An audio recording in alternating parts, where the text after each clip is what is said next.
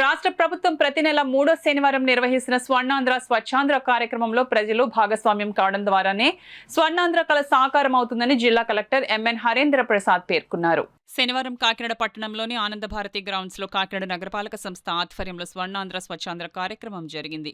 ఈ కార్యక్రమంలో జిల్లా కలెక్టర్ ఎంఎన్ హరేంద్ర ప్రసాద్, కాకినాడ పట్టణ శాసనసభ్యులు Vanamadi Venkateswararao, Kakinada municipal commissioner NVV Satyanarayana తదితరులు కలిసి హాజరై ఇంటింటి నుంచి సేకరించిన చెత్తను డంపింగ్ యార్డుకు తరలించేందుకు ఏర్పాటు చేసిన నూతన టిప్పర్లను ప్రారంభించారు. పారిశుద్ధ్య కార్మికులకు చెత్తను సేకరించేందుకు ఉపయోగించే పనిముట్లను, వస్త్రాలను అందజేశారు. ఈ సందర్భంగా కాకినాడ కమిషనర్ ఎన్వివి సత్యనారాయణ అందరి చేత స్వర్ణాంధ్ర ప్రతిజ్ఞ చేయించారు.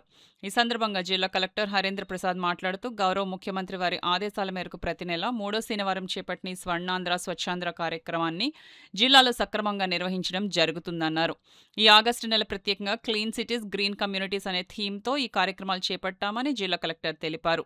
గతంలో స్థానిక శాసన సభ్యులు పారిశుద్ధ్య కార్మికులకు ఇచ్చిన హామీ మేరకు వారికి అవసరమైన ఆధునిక పరికరాలను నేడు ఇవ్వడం చాలా సంతోషంగా ఉందన్నారు. కాకినాడ నగరంలో ఇంటింటి నుంచి చెత్త సేకరణ, పారిశుద్ధ్య వ్యవస్థను మరింత బలోపేతం చేసే ఉద్దేశ్యంతో 1,57,00,000 వ్యయంతో నూతన టిప్పర్లు, అధునాతన యంత్ర పరికరాలను అందుబాటులోకి తీసుకురావడం జరిగిందన్నారు. కాకినాడ పట్టణ శాసన సభ్యులు వనమాడి వెంకటేశ్వరరావు మాట్లాడుతూ, చెత్త సేకరణ, పారిశుద్ధ్య వ్యవస్థను బలోపేతం చేయడం, దోమల నియంత్రణ, ప్రజా ఆరోగ్య పరిరక్షణ కూటమి ప్రభుత్వం అధిక ప్రాధాన్యత ఇస్తుందన్నారు. కాకినాడ నగరంలో పారిశుద్ధ్య వ్యవస్థను మరింత బలోపేతం చేసే దిశగా మున్సిపల్ కార్పొరేషన్ యంత్రాంగం ప్రత్యేక చర్యలు చేపడుతోందన్నారు.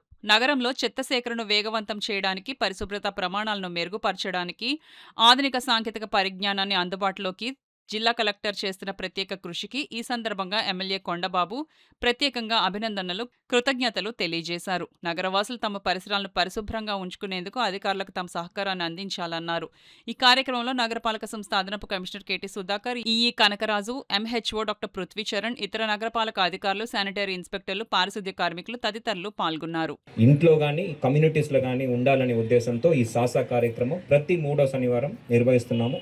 గౌరవ ముఖ్యమంత్రి వాళ్ళు కూడా ప్రతి నెల ఒక జిల్లాకు వెళ్ళి ఆ థీమ్ మీద పార్టిసిపేట్ చేస్తూ ఆయన ఒక కృషితో పెను మార్పు తీసుకువస్తున్నారు. దాంట్లో భాగంగా ఈరోజు మన కాకినాడ నగరంలో ఇంకా మెరుగైన శానిటేషన్ సర్వీసెస్ ప్రజలకు అందజేయాలనే ఉద్దేశంతో నూతన పరికరాలు మనము పంపిణీ చేస్తున్నాము. దానికి ప్రధానంగా స్మార్ట్ సిటీ శాసనసభ్యులకు ప్రత్యేక ధన్యవాదాలు తెలియజేయాలి. ఆయన ఒక కృషితోనే ఈరోజు ఈ బడ్జెట్ కేటాయించి ఈ వాహనాలు కావచ్చు, ఈ పుష్ కార్ట్స్ కానీ, వీల్ బ్యారోస్ కానీ, బిన్స్ కానీ కావచ్చు మనం మంజూరు చేస్తున్నాము. ఇంతే కాకుండా రాబోయే రోజుల్లో మనకు ఉన్న ఈ దోమలు సమస్యని అరికట్టడానికి యాంటీ లార్వల్ స్ప్రేయర్స్ కూడా మనం ఆల్రెడీ ఆర్డర్స్ పెట్టడం జరిగింది. త్వరలోనే అవి కూడా రాబోతున్నాయి. వాటితో పాటు ఫాగింగ్ మెషిన్స్ కూడా మనము ఆర్డర్ చేయడం జరిగింది. దానివల్ల చాలా వరకు ఈ దోమల ఇష్యూ తగ్గే అవకాశం ఉంది. ఇంత చేసినప్పటికీ సమాజంలో మన కళ్ళు ముందు ఒక మార్పు కనపడాలంటే మనం చెత్త బయట వేయడం ఫస్ట్ మానేయాలి. మీరు వేస్తూ ఉండగా అవి తీస్తూ ఉండలేము.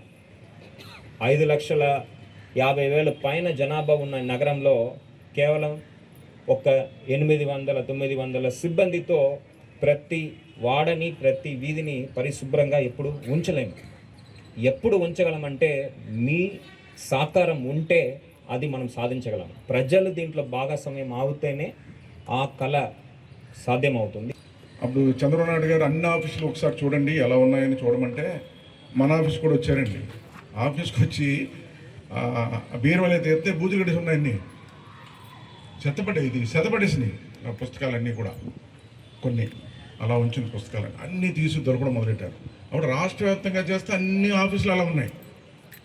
అప్పుడే క్లీన్ అండ్ గ్రీన్ బాగా చేయాలి, ఆఫీసులు అన్నీ శుభ్రం చేసుకోవాలని చెప్పి అందరినీ భాగస్వామ్యం చేశారు. అప్పుడు నాకు బాగా గుర్తు ఆ రోజున.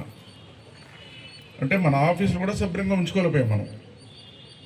ఏంటి అంటే మన కమిషనర్ ఉన్న రూమ్ బాగుంటుంది శుభ్రంగా, మనకు వచ్చిన రూమ్ శుభ్రంగా ఉంటుంది. కానీ కింద రూములు ఎలా ఉన్నాయో, బుక్స్ పెట్టినవి ఎలా ఉన్నాయి, మనం అన్నీ స్టాక్ పెడుతున్నాం ఎలా ఉన్నాయో చూసుకోలేదు సరిగ్గా. చదువులు పడేసి ఉన్నాయి పుస్తకాలన్నీ కూడా. అప్పుడు అన్నీ బయటికి తీయించి చేయడం రాష్ట్ర వ్యాప్తంగా పెద్ద కార్యక్రమం తీసుకున్నారు. ఆ విధంగా అవేర్నెస్ తీసుకొచ్చారు ఆయన ప్రజల్లో.